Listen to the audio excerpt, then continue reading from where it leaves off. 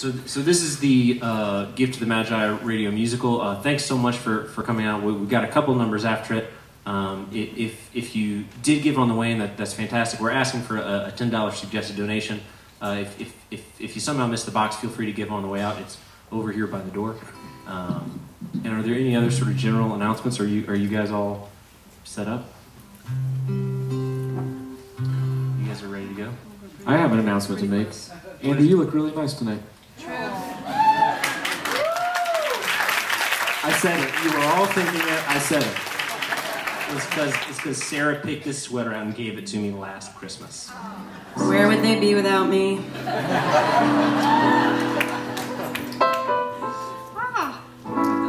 Scissors be with it. Okay, scissors with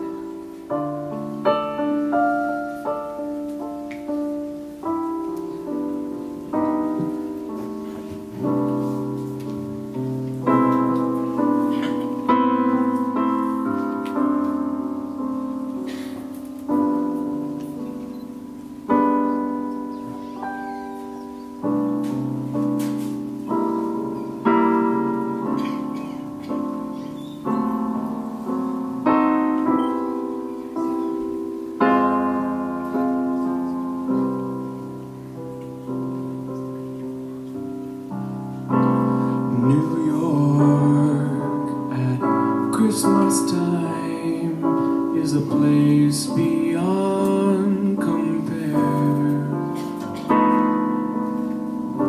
Sleigh bells jingle and rosy cheeks tingle at the magic in the air.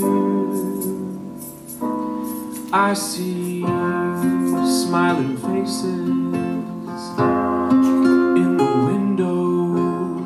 up and down the broad avenues.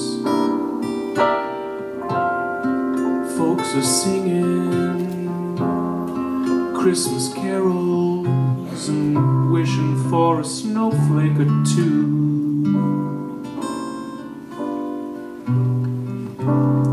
Brother, I must disagree. Well, New York is so cruel.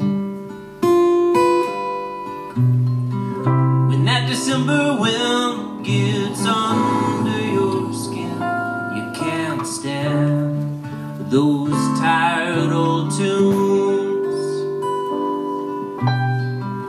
Days that were short, they grow shorter still, and all the dollars disappear.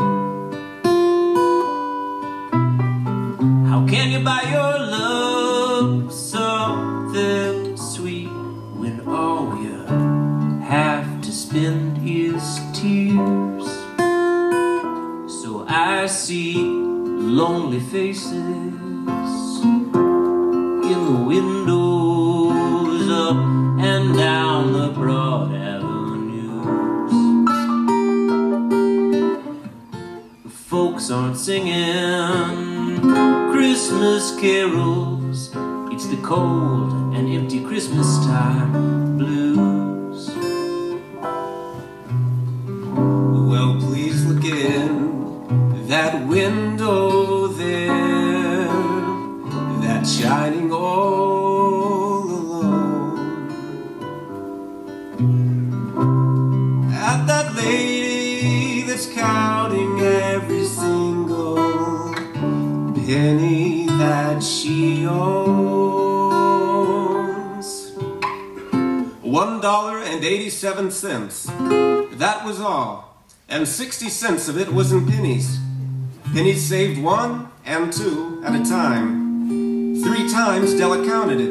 $1.87. And the next day would be Christmas. There was clearly nothing to do but flop down on the shabby little couch and howl. So Della did it.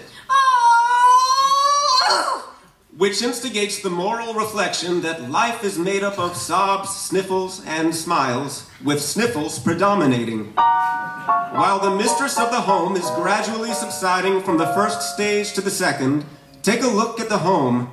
a furnished flat at $8 per week. In the vestibule below was a letterbox into which no letter would go, and an electric button from which no mortal finger could coax a ring.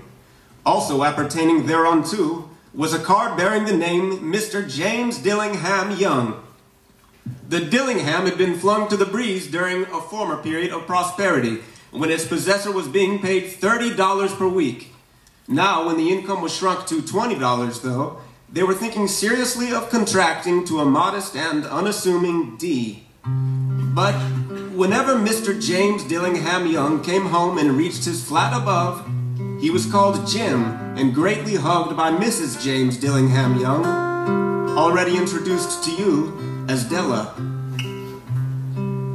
It was all very good in the Young's house when Jim came home each night. The cares and the troubles all fell away from around Jim and Della's eyes. Della finished her cry and attended to her cheeks with the powder rag. She stood by the window and looked out dully at a gray cat walking a gray fence in a gray backyard. Meow. Tomorrow would be Christmas Day, and she had only $1.87 with which to buy Jim a present. She had been saving every penny she could for months with this result. $20 a week doesn't go far. Expenses had been greater than she had calculated. They always are. Only $1.87 to buy a present for Jim. Her Jim. Many a happy hour she had spent planning something nice for him. Something fine and rare and sterling. Something just a little bit near to being worthy of the honor of being owned by Jim. Each time that he walked through the door, she was reminded what she loved him for, and as he held her, she loved him more and more.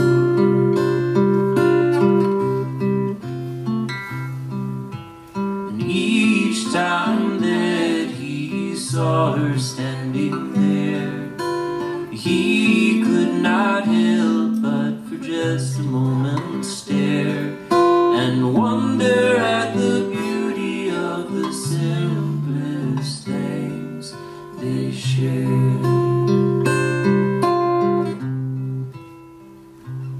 It was all very good in the Young's house when Jim came home each night.